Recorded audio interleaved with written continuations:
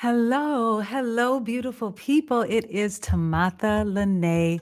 I'm so excited to come on and finally do this video that I've been planning to do for 5 years. Yes, 5 years. I was talking about doing this video literally for 5 years, and I'm finally doing it. So I'm excited to come on here and share with you this information about having a natural birth and how I'll share a little bit about my natural birth story, but more it's about you and a lot of what I went through, I'll be sharing to help you out. So I'm excited to get into this. This video is actually a viewer's request. One of you all requested this video. I have a lot of videos on this channel about like how I turned my breech baby when I was pregnant. I filmed that video. So a lot of you are moms that watch this channel. So it's time I get back to doing some videos for you. And so I want to read the question that I got from this subscriber. And so you'll kind of know what we're going to be talking about today, this natural birth. Congratulations, all you mamas out there, if those of you watching are pregnant. But so this question, she basically is just saying, let me see. Okay, so she would want to know about tearing and how to prevent it. So I have a story about that because I did not tear. So I'll share that. And then also getting our bodies prepared for birth and essential supplements or vitamins and minerals and foods we should eat.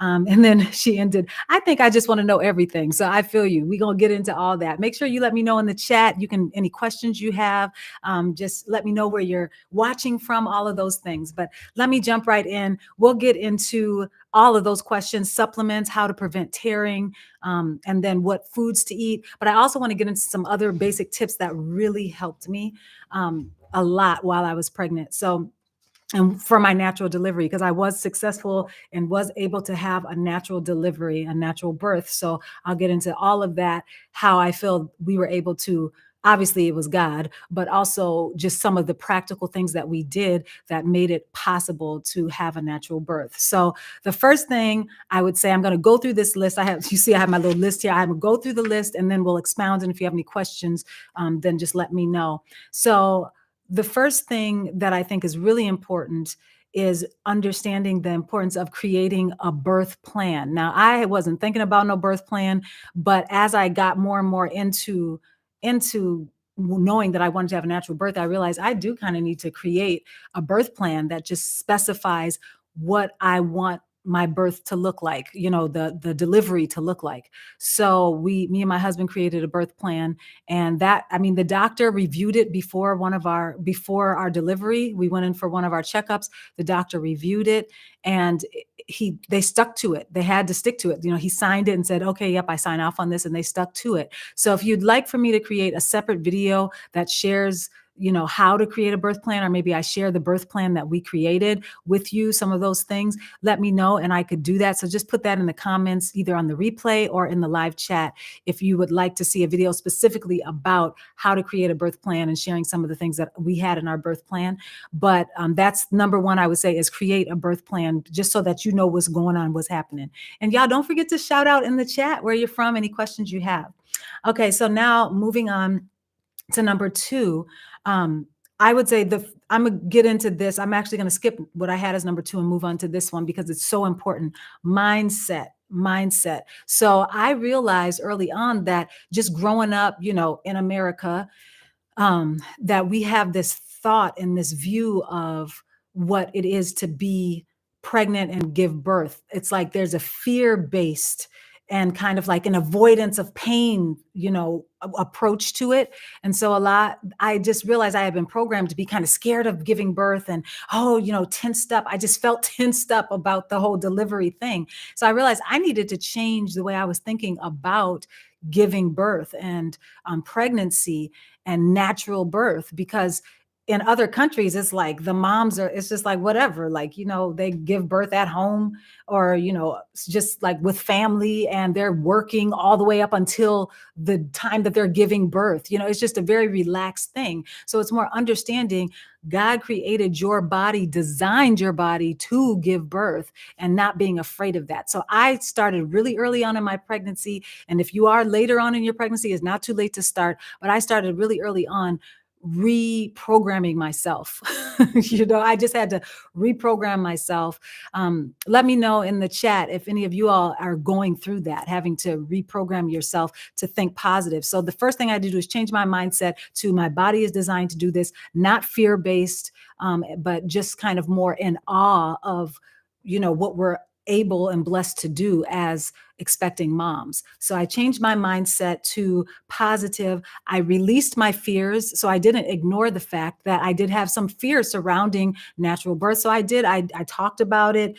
I didn't dwell on it, but I would journal it. I would pray about it and then just try to just release that. But I didn't ignore that it was there, because then you start burying emotions, and that's not good either. That's toxic. So it's just like acknowledging they're there, why, figuring out why are those there, why are these feelings there, and then releasing that, and trusting. And so then that brings me to another thing, which is I prayed, and I suggest praying and asking God for, I have it right here, just basically asking him your requests for the birthing experience that you want. So just saying, figuring out what is the birthing experience I want, praying and asking him to give you that, and then giving you instructions of what should you do to prepare in order to have that. So if that makes sense, it's just something that we kind of can neglect. We out doing all this different stuff, but it's like, oh yeah, pray, pray to the creator and ask, what can I do to have the birth experience that I want? Request the birth experience that you want. And then just trust and have faith. So that's another thing for mindset. And then also read and hear, watch a lot of success stories. So I'm one of those success stories. I had a natural birth. It went well. It was a blessing. People might think I'm crazy, but it's actually like my favorite memory. It's like my favorite experience in my years of living so far is the natural birth, all of that. It's my favorite experience because just because of God's grace, but it was all these things we did to prepare and just his presence being there. So definitely watch success stories to help you feel like it's possible for you as well. And then the other thing I would say is replace. Oh, this is what I was saying earlier about replace the common fears that we have about childbirth as women with positive thoughts and the success stories that we talked about. So replace those and then stop watching birth horror stories. Don't watch, because you can go through YouTube, you watch one horror story of a birth and then more of them come up on your feed. And I was just like, okay, I got to a point where it's like, I don't need to put those thoughts in my head of all the what ifs. And I just had to shut that off and stop. So that would be the other thing is don't watch those. Of course, we know we need to have plans in place just in case, different things like that. But we don't need to be feeding our minds all these bad things that could happen during the pregnancy and that could happen during delivery. So I would stop the negative and feed the positive. And then it reminds me of a scripture, whatever is good, whatever is pure, whatever is praiseworthy, meditate on those things, so it's like, do that. And then, so now moving on from that, the next thing I would say is have a birth partner. So that brings me, if you look in the pinned link there in the chat, and it also will be in the pinned comments in the description box, but this is the book, The Birth Partner, and it's for whoever your birth partner is. So whether it be your husband, your partner, a family member, your mama, your sister, your neighbor, whoever you feel would be very supportive and bring good energy to the delivery room, wherever you are delivering, but having a birth partner. So the thing about having a birth partner is it could be a doula or something like that. And we were thinking of having a doula, but then we decided not to have a doula. And I'll get into that in a little bit and why we decided not to. But I'm not against doulas, but I just feel like you need to have someone there that's going to walk you through the whole laboring process. And so for me, it ended up being my husband. And because we had this book, The Birth Partner, him and my mom. So my in the delivery room were, of course, the staff of people the doctors and the nurses, but then also it was my mom, my dad, and my husband. So my husband and my mom read that book. And I think my dad might have skimmed through it, but my husband and my mom read it and were taking notes. They each had their own copy. And so when I was in labor, because that's one of the tips, is to labor at home as long as possible, but listen to your body. So if you start to feel like something's not right, then call, either if you're having at a birthing center, call your midwife. If you're going to the hospital, go on and go into the hospital. But if you feel normal and you feel like everything's okay, labor at home as long as possible in order to prevent, if you want to have a natural birth, the longer you labor at home, the more likely you are to prevent getting, exposed to lots of medicines that they're going to want to offer you, So it's like, oh, do you want to do this? Or you should do this, or, the IVs and all this that they're putting in you. So I call it the cascade effect. Once you get one medication, generally others might need to follow. It's more likely that others will follow. So if you're in the hospital longer and laboring your whole labor in the hospital, then you're more likely to have some type of assistance intervention. And so I literally, y'all, I labored at home, and to the point to where I thought, okay, babe, we got to go right now. He's like, no, but the contractions are only this, like they're not far enough. They're not close enough. I'm like, we got to go. Cause I could feel that her head was pushing, and I was like, we got to go. We were about 30 minutes from the hospital. But when we got to the hospital, I was able to walk in, check in, I wasn't like walking in all confident, like I would now, but I was walking in and like, okay, I leaned down the thing. I was like, I'm here to check in, I'm Tamatha, whatever. And they brought the wheelchair to wheel me up to the room, and literally in the elevator, y'all, my water broke. And so we went, I was like, my water broke as I'm sitting in the thing. And then we went, they weigh you when you get there, all that. And they're like, okay, can you change into your gown? That's another thing. I brought my own gown, little cute gown. You can buy them on Amazon and stuff. I'll find a link and put it in there. So I had my little gown. We changed into that.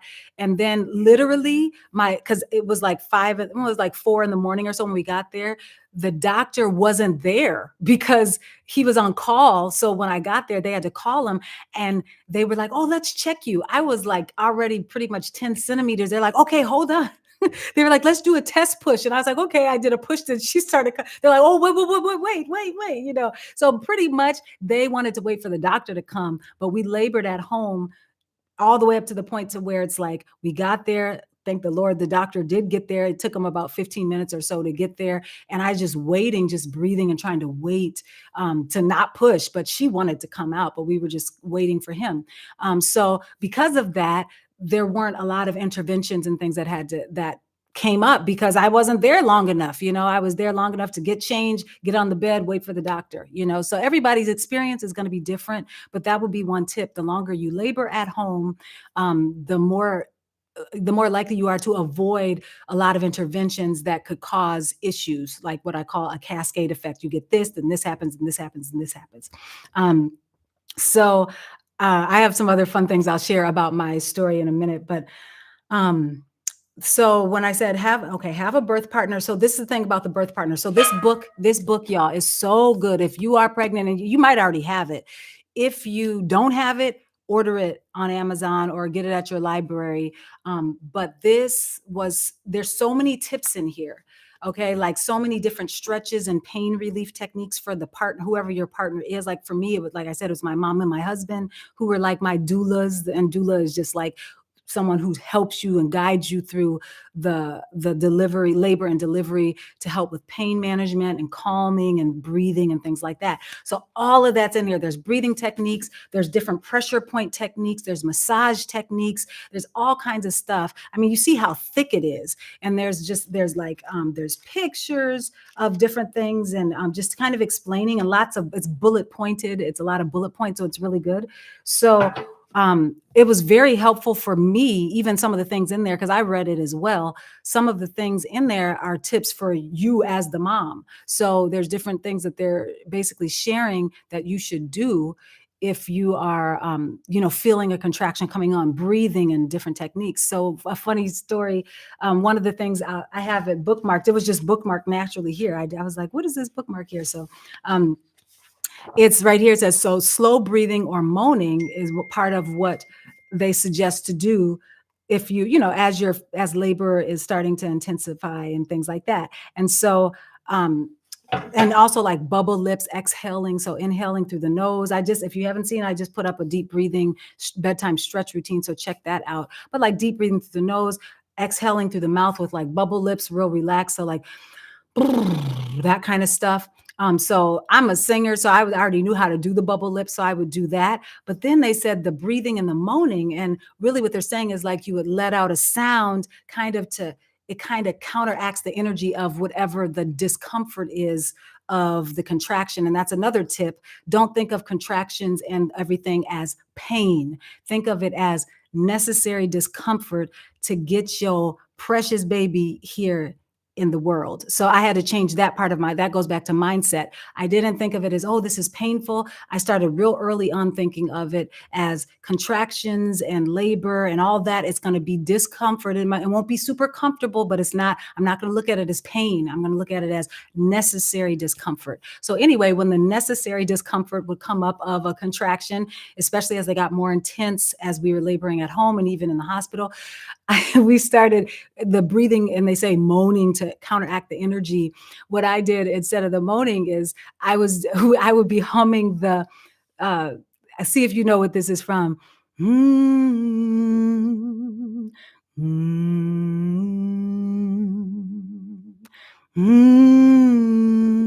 So some of y'all might know if y'all know some movie trivia, but it's from The Color Purple. So there's a scene in The Color Purple where Whoopi Goldberg's character, her name was Celie, and then Miss Suge, I think she was combing Celie's hair. Suge was combing Celie's hair, Whoopi Goldberg's character's hair, and they were humming that. It was just like they were soothing each other and just humming that. And I don't know where or how that came into my mind while I was having, like when I was laboring at home. And so that's one of the things that I did instead of just the moaning that they're saying, breathing and moaning to counteract the energy of the contraction. I just hummed that. And I was humming that for some of the time. So I just thought that was interesting that came to me, but it was something about the vibration of that really did kind of help. Just the tone and the resonance of the humming, it helped kind of calm while I was going through the contractions. And like I said, also the bubble lips. And there's so many different tips in this book, The Birth Partner, of what you can do and what your partner can do. There's different pressure points my husband would do on my back, different things that you can, essential oils, all kinds of stuff. That's another thing, having like a diffuser with quality essential oils. Okay, so let's go ahead and move on to the next thing, because I could go on and on about birth partner. So the next thing is the question that the subscriber had was about what to eat. So this is actually, I'll come back to what to eat. Let's go to supplements, because I actually have a story about that for me with the supplements. And please put your questions in the live chat if you have questions or any comments or anything like that. But with supplements, so I went in for my first appointment, and the nurse practitioner, that's who I was seeing at first, was just like, oh, okay, and what supplements are you taking? Do you have a prenatal? I'm like, no, I'm not on a prenatal. I just have been taking this whole like multivitamin blend. I just told her about what I was taking. She said, oh, you don't need to take that. Just go and get whatever prenatal, at the store. I was like, it doesn't matter which one. She said, oh, no. And so this is before I was super, super woke like I am now about health, wellness, detox, all that. But I was like, oh, okay, I'll just go get, so I went to Walmart literally and just got, I won't say the brand, but it's a very popular brand of a prenatal. And I stopped taking the multivitamins I had been taking, and I started taking those multivitamins, the multivitamin that I got at Walmart, just a generic brand, not a generic brand, but a brand that's well known. And when I tell y'all that, like, whoa, probably I'd say like a full day on that. Then the next day, after being off of the other multivitamins and then getting on this, then it was like my whole situation changed. Like I felt super tired, super sluggish, super out of it. I just couldn't like function like I had been, because my pregnancy, I felt had a lot of energy. And I just like all of a sudden when I switched off of that prenatal, I could no longer function the same way. So I'm like, when I switched off of what I was taking and onto the prenatal, I couldn't function like I had been. And so I was like, oh, what should I do? Because they told me to stop taking what I was taking. And I think I called my mom, and she was like, you know what? she was like, what's in what you're taking? And I kind of read to her, well, this is what it is. And then she said, well, look at the prenatal. I looked at that and I'm like, she's like, you can take what you were taking. And I should have known that, but it's like, that was at a point where my mind was more like, oh, well, what they say to do, I need to do that. And I tell you, as soon as I just stopped, I stopped taking the one I had bought from the store and went back on. Thank the Lord I didn't throw that stuff away. I went back on what I had been on, the other vitamins I had just been taking in general that I was taking when I got pregnant, so that should have told me something. They were doing something to help me get pregnant, just like nourishing me enough. But anyway, went back on those. One full day on those. I've actually the first day I took them, went back on it. Like I feel like I started feeling better later that day because I take it twice a day. So what is this multivitamin now that I've been raving about it? And so it was just from, this is doTerra brand, because if you've seen other videos, I do a lot with the essential oils. So this is the brand of essential oils is doTerra. Can y'all see this? But VMZ, there's a link. Oh yeah, there's a link in the chat of this. But they have a pack. So this is only one of the supplements. It came with 3. So this is the multivitamin, and it has like folic acid, folate in it. It has B12, B6, B1, zinc and vitamin A, K, E, all these different vitamins in it. And it's probably a really high quality source of the vitamin and bioavailable, which is probably because the other vitamin had that too that I took and felt horrible. That one had all this stuff too, but it must not have been getting absorbed in my body, because when I started taking that, I felt horrible. So anyway, that's what's in this. But then along with this, in the lifelong vitality pack, there's 3 things. So it's this, and then there's another bottle, same size, called CRS Plus, I believe, or CRS Plus, and that one is just like cellular repair. And I don't have that one anymore, but I still had this one. But that one, it's just like stuff to help repair the cells. So it's called CRS, and that they come in a pack. And then the third thing was an omega-3. So they have a plant-based omega-3 for people that are plant-based, and then they had like a fish oil one that's actually made out of fish omega-3. And so I was taking that, and I'm trying to think, I think I had switched to the plant-based one, but then there might have been one time where I did do the actual fish-based omega-3, whatever the case is. When I went back on taking those, and I think I was taking, like, everybody's body's different, but I was just taking whatever the recommended dosage is on here. That's all I was doing. This is before I understood how you could really find out and learn what your body wants and figure out your dosage. I was just doing generic at that time, but now I use muscle testing and figure out exactly what my body wants. And I have a course that I'm working on how to muscle test to figure out what's the best food for you, and so this would be what's the best food for you and baby, what's the best supplement for you and baby, how much of that does your body want, all of those things. So if you're interested in that course, in the description box, you can go to my newsletter and sign up for the newsletter, because when the course is available, I'll be sending out information via the newsletter. So just go to my website for that, tamathalene.com. And like I said, the link is in the website. But yeah, so I didn't have all this available to me at that time. I just had the supplements, and I took whatever the recommended dose was. But if I could do it all over, I would have been testing to see exactly how much of this does my body want. So I took this along with the cellular repair, along with the omega-3, and that was like the best multivitamin or prenatal. That's not actually a prenatal, but it is. It's like they don't market it as a prenatal, but it actually is. It can be used for that if that's what your body wants. So you can take it into your doctor, have them check with it and see what they think. But like I said, my doctor said, just go to Walmart and get whatever prenatal they have. It doesn't matter. So, I did that. It didn't feel good when I did that. I felt horrible. So I switched back on to this doTerra VMZ and felt so much better. So that's what I stayed on the duration. Other supplements I took, and then I'll get into supplements that I would have taken if I would have known about them, but I didn't know about some of these supplements then, but what I did take, which is kind of like this, so I'll go ahead and show this.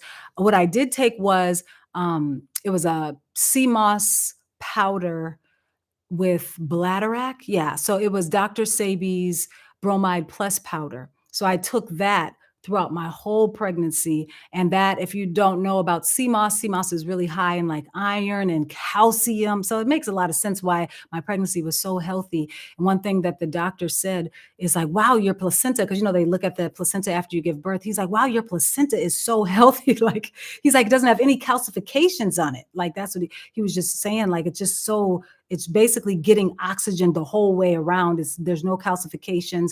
The blood flow is good for the placenta. And so I believe that a lot of that, obviously, I was doing everything I could to be healthy, which is more things I'll share with you all. But a lot of that also had to do with taking that CMOS powder, which was a bromide plus powder, because it's so high in all these minerals: calcium, phosphorus, boron, magnesium, iron. And iron can get really low when you're pregnant. They test you for iron to see what your iron levels are at. And so they were testing me throughout the pregnancy. And then they got to a point, they didn't just test me, because they're like, yep, your iron has stayed good all the way up to a certain point. I don't know the last time that they test. And they're like, you're good. You don't need any iron supplementation. So I never had to supplement for iron.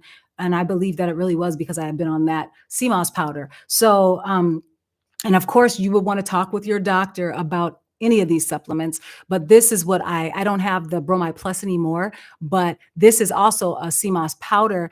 But a nice addition to this, this is Organics Nature. A nice addition to this, in addition to the CMOS powder, this also has collagen in it. So if you haven't seen, there's a link to this in the description box, and I'll also link it in the pinned comment on the replay. But if you haven't seen my videos where I talk about this collagen and what it has done for me, y'all watch the videos. I have 2 different videos on it, and a video coming out tomorrow about how it helped my mom with an injury she had. But the collagen, think about it, when you're pregnant, connective tissue, that's what this is all about: musculoskeletal, tendons, ligaments, fascia, which is all these different, all that's going on and expanding while you're pregnant. You want to be feeding that. So if your doctor says that, oh, collagen would be good, well, then definitely I would recommend this Organics Nature brand. Like I said, the link is down there. But I didn't know about that back when I was pregnant 5 years ago. This video is so late. But back when I was pregnant, I did know about the CMOS powder that Dr. Sabi had, and that was called bromide plus powder. So I took that and never needed iron supplementation or anything like that.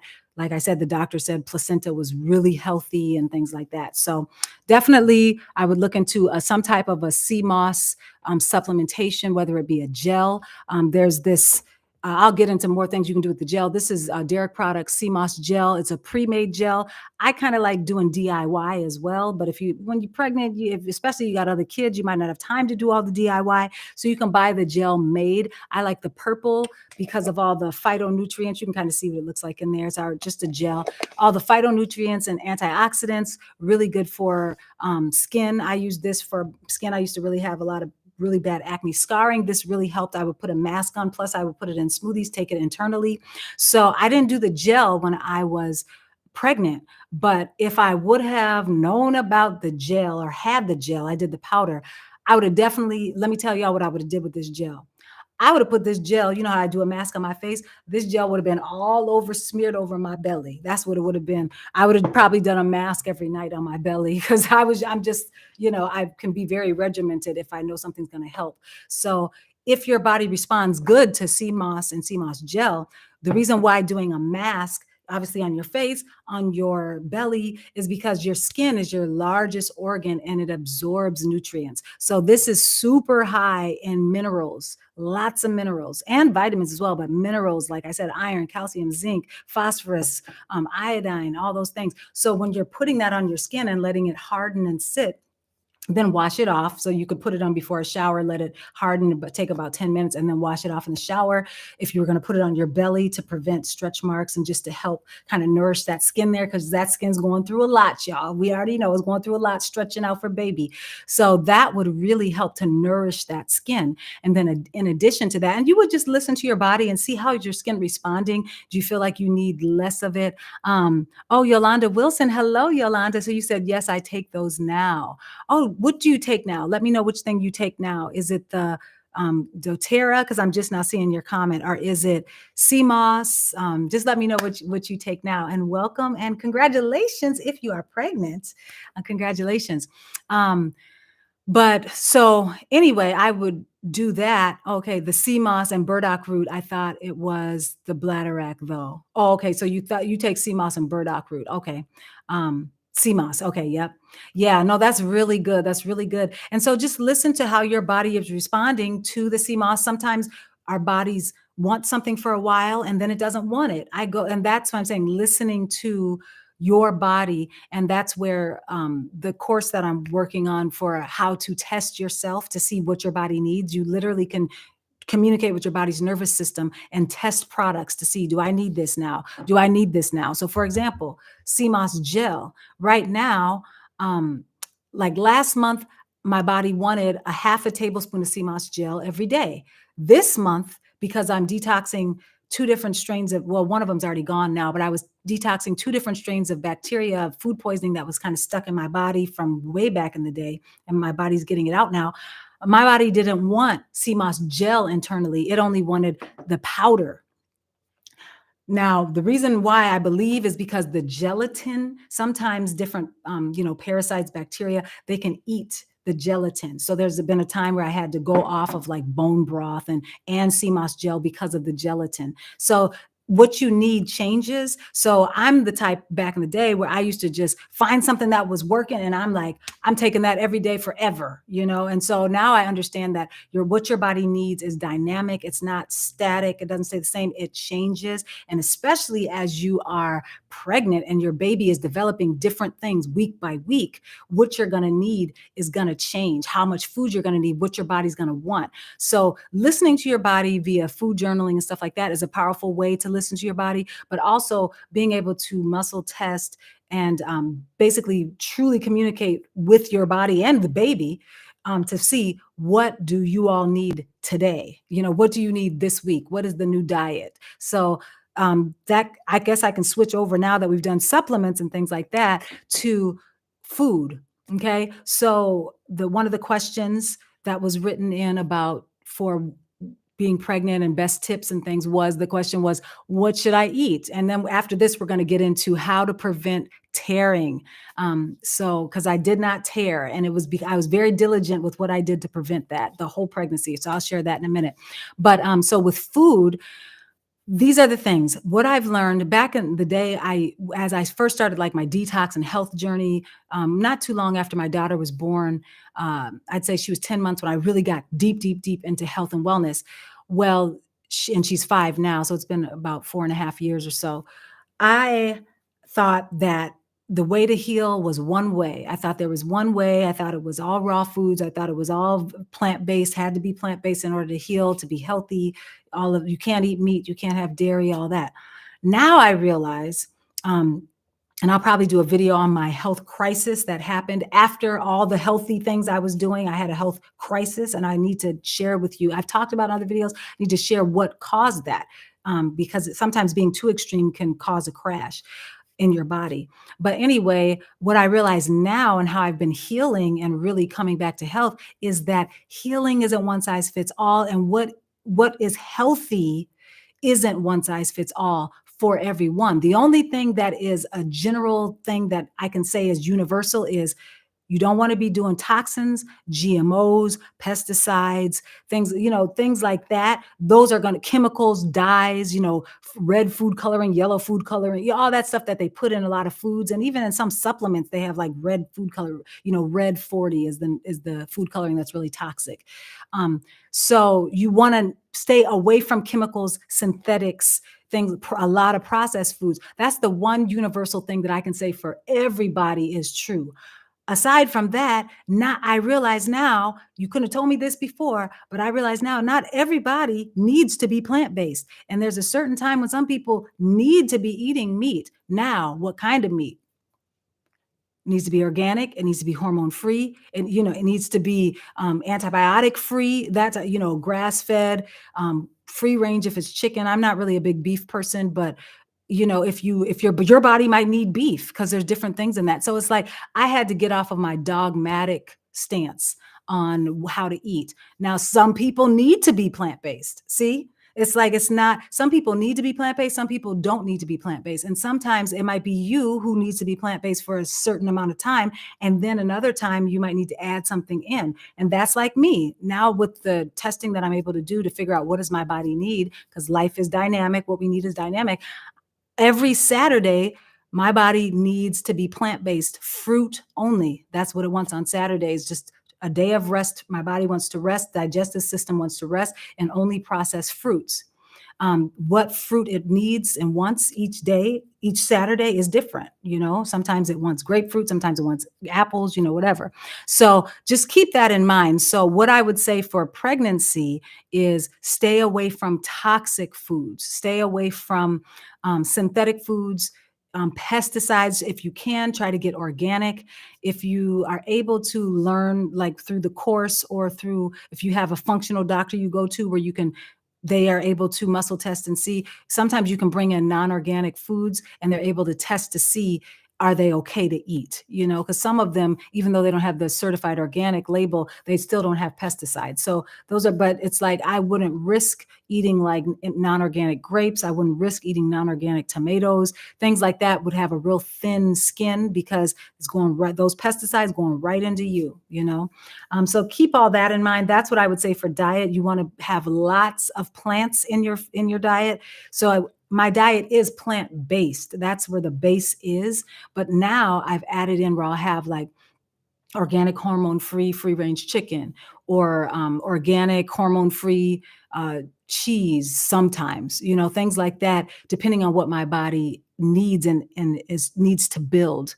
And also depending on what I'm detoxing, I might need different things, because as you're detoxing or as you're growing a baby in your womb, you need different minerals and you need different vitamins and phytonutrients and antioxidants from different plants. And sometimes you need it from animals as well. How they synthesized it in their body, you needed them to do that in order for you to get the nutrient. Because I know a lot of times people say, and I used to be one of these people who would say, oh, you don't need to get protein from meat, because protein, the animals get their protein from the vegetables. So just eat the vegetable. But there's something about how they synthesized it and how it's delivered to you. These are the things that are so intricate and only God knows and understands. You know what I'm saying? And so through this type of testing where you're communicating with your body's nervous system and see your body is telling you what you need to eat, then your body can tell you, no, don't eat chicken.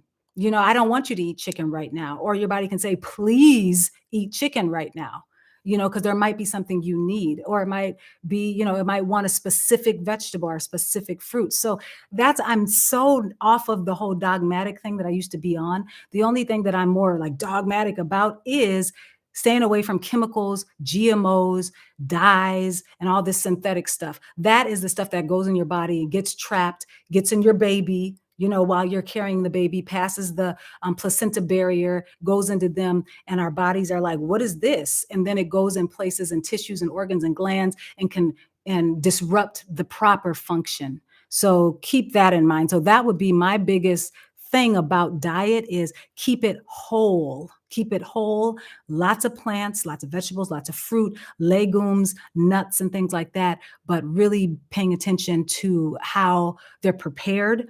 And then also, this is the other big tip, y'all. Ooh, because you know how I just said, if you're just hopping on, you might not have heard, but I said that I'm detoxing 2 different bacterias.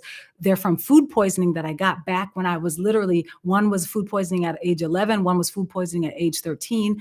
How I know all this is through the testing I'm telling you about. Is very specific, very detailed. Your body has the hard drive. Your mind has a hard drive of all these different things when you were in contact with all this stuff. So these bacteria were from food poisoning. And so the one thing I would say, another tip about food, is do not keep leftovers. Shoot, I'm almost to the point to where I'm not going to keep any leftovers and just freeze everything as soon as I make it and just put it in storage, like separate containers, or different serving sizes. I'm almost to that point, but that might be a little extreme. But it's more like, keep it in the fridge 2 days. And if you're not going to eat it within 2 days, I put it in parchment paper and like a bag or like a glass container, and freeze it in sections, or, until it's going to be eaten within 2 days once it's in the fridge. Because bacteria starts to proliferate as soon as you put it in there. So as it populates and populates over, like, say you have leftovers in the fridge after 5 or 6 days, and you're like, oh, this looks good. It smells okay. And you eat it. Little did you know there was some bacteria on there or food poisoning on there, and it could be getting in you, getting in the baby, causing issues that you don't even realize are happening and staying there and burying themselves there forever. So like I said, I was 13 years old when I got was it 11 or 13? One of them was 11, one was 13. There's a bacteria called Campylobacter, and there's also a bacteria that y'all probably heard of that can be on food from not people not being clean, not washing their hands, E. coli. Those were two stuck in my small intestine. So I'll just say with leftovers, especially if you're pregnant, be very careful and vigilant about not keeping leftovers too long in the refrigerator. If you're not going to eat them within 2 days, I would say package it into serving sizes and put it into the freezer. And so that's what I'm really trying to do, because I got a little lackadaisical with that this past, like I'd say over the summer, because I was really rigid on it, but I got a little lackadaisical about it over the summer. And just last week, my daughter was at my mom's house, and my mom called me or texted me and said, oh, she doesn't want to finish her dinner. She said her stomach's hurting. Right away, I had the impression in my head. I said it was the chicken, the chicken that I had given her. I was like, I know that had been in the fridge too long, longer than, Marcellus, yeah, beware of bacteria. Amen. Yes. So it's just like, I just knew, it's like God just gave it to me. It was the chicken. And so I said, what was she eating when she got the bacteria? And she said it was chicken. Well, not bacteria, when her stomach started hurting, and she said chicken. And I was like, yep, I knew it. And so then, basically I was able to find out through testing with the doctor that it was food poisoning from the chicken that she ate. And that's all through this testing that I talk about, the muscle testing and stuff like that. So we're able to find that out. Luckily, with the herbs that God has blessed us with, there's kind of an antidote. You can go in there and, get rid of the bacteria, counteract that.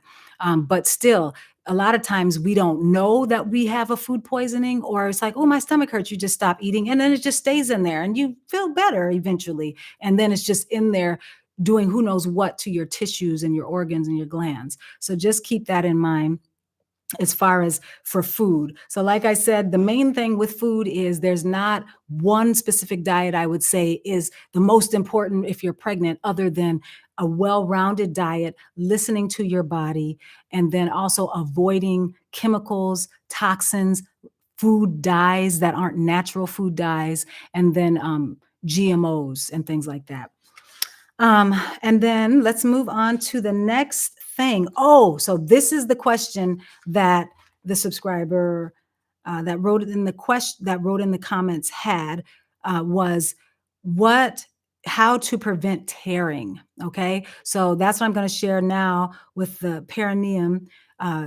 It's when you are delivering, a lot of times when people are in a lot of pain after they've delivered and given birth, if you avoided a C-section and all that, but you had a vaginal birth, a lot of times people will tear, and sometimes they have different degrees of tearing. And the perineum is in that space between the anus area and then where the vaginal canal, it's a real small little space there, and it's just delicate tissue there. And so sometimes as the baby's coming out, that can tear, and that can be so painful, and they have to do stitches. And so a lot of times people are struggling trying to heal from that. So as I was doing my research when I was pregnant, I was really interested in how to prevent tearing, not having tearing in my perineum. So what I found was a mom like this on YouTube saying, you need to moisturize there daily, twice a day, and also do perineal massages. And so if you go on YouTube, you can look up perineal massage, or if you go on Google, just find different articles on how to do it properly. But it's really just what you use to moisturize there, and you put gloves on, so you just have some type of like sanitary gloves that you throw away, and you get vegetable-based organic oil. So I used olive oil. You could do avocado oil. You could do grapeseed oil, whatever oil. If you know how to muscle test, you would do whatever oil works best for you, whatever one your body tests for. And then you would just have that in an area, in a place that is, sterile. And I just kept it in the bathroom in a sterile container and with the glove, and you just rub that on the perineum every day, in the morning after your shower and then at night. And you just rub that there, and you could do the massage twice a day. It's a short amount of time, or you could do it just once a day.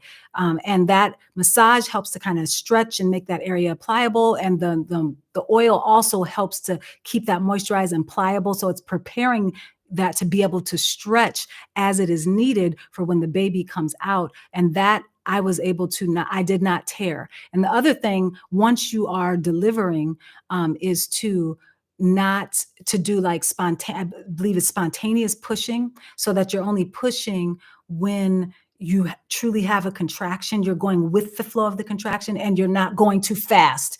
So you're really, the doctor will try to help pace you. And if you have a really good doctor or midwife, they're going to go with your body's contractions and things like that. But you want to go, sometimes if you push too fast and you're not going with the flow of what your body wants to do, that can make the baby come out too fast, rushed out, and then you could still tear. So luckily, because of that, I was really trying to be in tune with my body. And then also I did the preparation, the whole 9-10 months, I did the preparation of the massage with the olive oil daily. And so I did not tear. The other thing is to do Kegels, so that really helps. So Kegels are when you are, a lot of you probably know, where you're just like flexing, like tensing the vaginal muscles there, and then relaxing them and then holding. That helps to strengthen your pelvic floor. And then so when you have that pelvic floor, when the stronger it is, it helps you have a more, it helps you when you're trying to deliver and actually push. It gives you a little more extra oomph with the pushing. So like I say, extra edge when it comes to pushing, so that you had those muscles there, the pelvic floor where the baby's coming through the birth canal, they're not out of shape. They're able to hold their tone and keep things kind of where they need to be. But then you've also massaged and moisturized the perineum so that that can stretch and be pliable. So it's kind of like a lot of things that are piggybacking on each other in order for you to have a successful birth. And I believe that the biggest thing is it starts with mindset, like what we talked about. It starts with prayer, mindset. The other thing I was going to say is meditating on positive scripture that is true, like scripture that just encourages you, because the word is living, you're growing a living being in you. And so how powerful is that, to meditate on these powerful scriptures while you're growing this new being that's going to come. So meditating on those scriptures to help to heal your mind from any anxieties you might have surrounding giving birth, being pregnant, becoming a mom, especially if you're a first-time mom, or maybe you're a third-time or fourth-time mom, and the concern of what is that going to look like, adding another sibling, another child. So all of those things, meditating on the living word of God, the Bible, different scriptures that really resonate with you, can help and call on them, when you are feeling a certain way or having negative thoughts. Call on those as the antidote to those thoughts. And so that would be a big tip that I did do, but I wish I would have done it even more. Now where I'm at in my spiritual walk is even deeper than I was then. But definitely power in that, obviously power in prayer. Let me make sure I haven't missed anything. Oh, a couple products that I didn't talk about. So for like stretch marks and just keeping this area protected, this area where your stomach's expanding, even your sides are expanding. And if you want to try to prevent stretch marks, or if you are a first-time mom and you just like, oh, I don't want to have any stretch marks, or maybe you already have some stretch marks, you've already had a child and you don't want to have more or make those ones worse. Something that I did, I have a video already from when I was pregnant. I shared this. I made my own little DIY cream that y'all, I was, like I said, I can be kind of like very rigid when it comes to certain things. I had made this DIY cream and I had it in my purse, I had it by the bed, and I had it in the bathroom. So it's like if I felt any itching, because part of what can start to happen as your belly is expanding, you start to feel itching as that skin is stretching. I kept that so moisturized. When I tell you I don't have one stretch mark, I have one stretch mark on my stomach. Yeah, I don't have any on my abdomen, nowhere. So it's like but I was like fanatical about it. I had a little container, it was a small container in my purse. So if I was out, I would find a discreet place if I felt itching and rub that on. And so what was the cream? I do have it on, like I said, on the channel, but I'll share with you what I feel would be really good. So this is another thing where you could test yourself and see what does your body want. But I used emu oil, I used coconut oil, and I used essential oils that are really good for the skin. So I just kind of added all of those in there. And so essential oil like lavender, things like that are really good for the skin and for tone and for calming effects. And then I had the coconut oil. The emu oil is good because it has a very there's this the cellular the structure of the oils. It can penetrate the cells. It's not too big to not get into the skin. So like coconut oil, I think the structure of that, it doesn't necessarily absorb into the skin the same way that like emu oil would. And then the other thing, like if I were to be pregnant, what I would probably moisturize with, because this is what I moisturize with now, and this is what I moisturize my daughter with, is shea butter. So I would do some type of mixture with shea butter, or maybe just the shea butter, because now I done got so basic, I just do just this shea butter. So I have a link to this in the comments, and I'll link it in the pinned comment on the replay, and then it's also in the description box right now. But shea butter, that's all. Sky Organic shea butter, I got that. My affiliate link is in the description box. But just rubbing that, the main tip is whatever you feel moisturizes you, that's non-toxic, because remember, your skin is your biggest organ. So whatever you're rubbing on your skin is going into your system, because your skin absorbs things. So whatever you rub on, if you have a favorite moisturizer, just make sure it's a non-toxic moisturizer. Make sure that it's real easy to have these plant-based natural moisturizers, that don't have any additives. So now with Amazon and all that, you can find something. So whatever you like, as long as it's natural, you could test yourself. Like I said, remember, sign up for my newsletter if you're interested in my course on how to find out what your body wants, learning this muscle testing and different ways you can use it to find out what you can eat, to find out if you're not feeling well, what herbs you should take, all that different stuff I want to share with y'all, because it has been a game changer for me and my family. So you could test and see, is shea butter good for me, or is coconut oil better for me, or is a blend better, or is emu oil better, and see what would help you prevent stretch marks on your belly. But whatever the case, I carried it in my purse. Like I said, kept it by the bed, because if I woke up in the middle of the night and I'm like, oh, I'm itching, I wouldn't itch. I would just rub the oil on. If it was itching, I just rubbed the oil on, or the butter, because it was kind of like, it was thicker consistency. And then I kept it in the bathroom. So after my shower and everything, that's what I was moisturizing with. And so that prevented stretch marks. Like I said, no stretch marks at all. And I really believe it was because I always had that with me when I was itching, or if I felt any stretching happening. Let me know if you have any questions, you all. I see some comments, but I don't see any questions. So please let me know if you have any questions. Let me know if you would like me to do a video on creating a birth plan and what that should look like. And if there's any other videos that you'd like to see me do. Oh, this is a very important tip. And then I'll wrap up very soon, because we're almost at an hour. Take a birth class, okay? So my husband set it up. We took a birth class. I did deliver in the hospital, but I did deliver naturally, no epidural. I didn't use an epidural because I had a birth partner, my husband and my mother. And my father was there too, but my husband and my mom were like doing all the comfort techniques and stuff. So with going to that birthing class, that class is actually where we learned a lot. You're able to kind of see, they show a video of a live birth. You're able to, there's different like nurses, doctors, they're talking to you and sharing different things. Have the little babies that you're just doing lots of stuff with them. You're how to swaddle, so you're doing things for post-pregnancy and then also for delivery. So, because it's like you go like a couple times, or we went like, I don't know if it was like a few, like 3 times or so, but whatever the case is, you're getting a lot of information.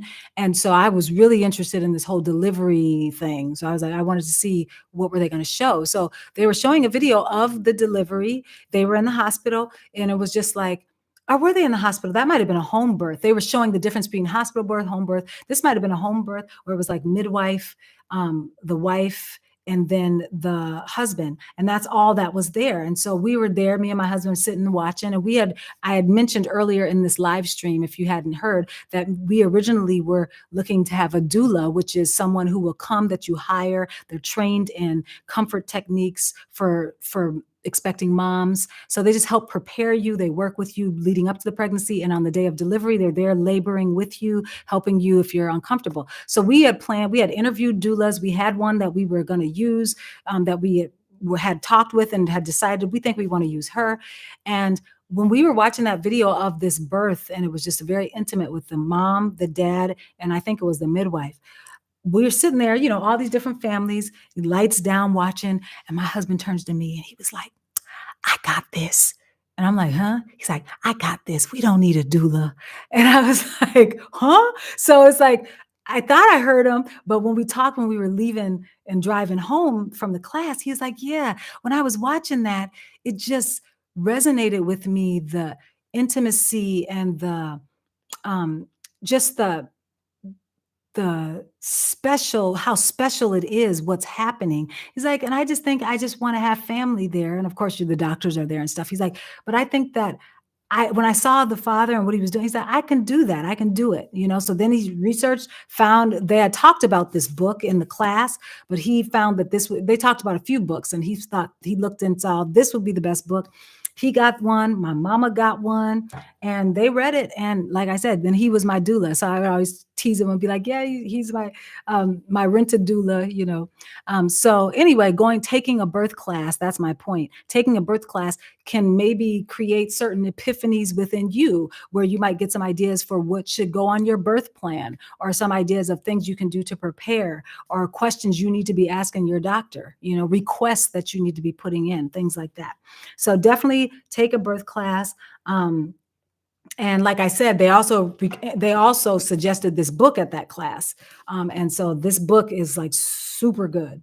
And then the other thing I would say is work with, if you want to have a natural delivery, you're not going to have an epidural. That's your goal, that you don't want to have an epidural. And that was my goal. And praise God, I was able to not have an epidural.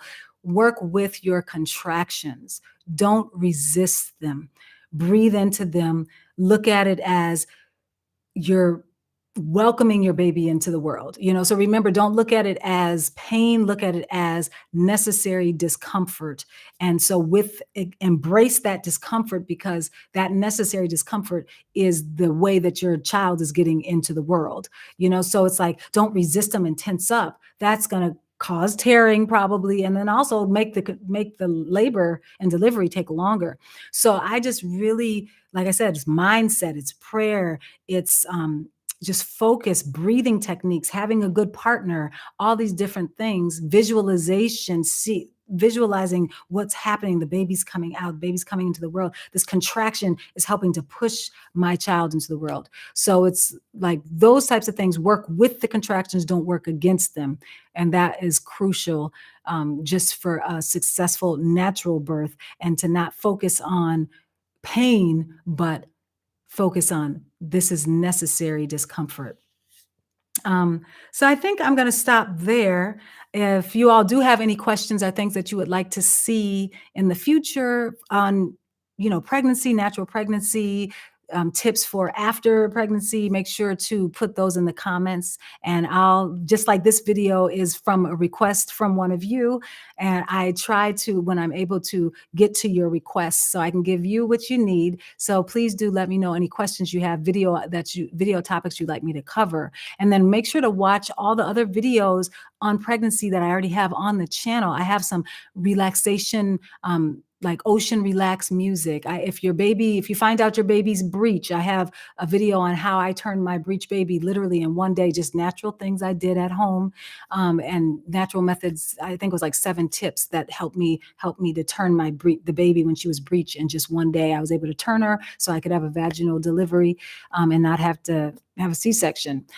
So there's lots of videos on the channel on just to assist mommies, assist you expectant mothers. And then once you do have your child, to assist you as well. I have a baby sleep video that's like, because I'm a singer and I do a little piano. You see a piano by the keyboard back here. So I composed like a lullaby on the piano for my daughter because she had a sleep regression when she was she 3 months old? I can't remember how old she was. Child, I was like, we got to fix this. So I composed like a lullaby, so that I have that like on a loop for, I think is it 8 hours or 4 hours, like a 4-hour loop. It's on the channel as well. So just go to like relax music or baby relax and all that. That's all on the channel in a playlist, and then different relax music for you. And I have deep breathing exercises on here that'll be really good for you. Guided deep breathing with relaxation music, good to listen to as you're preparing.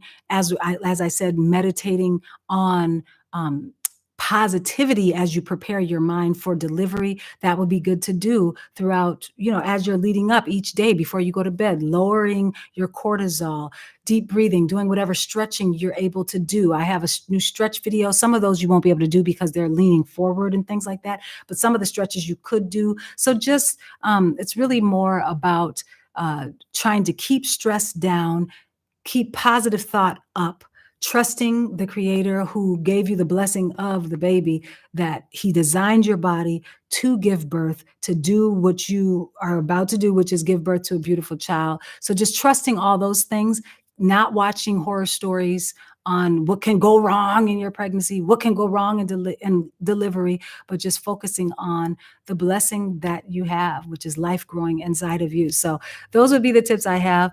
I am Tamatha Lene. Please do subscribe, like, and share this video if it was helpful for you.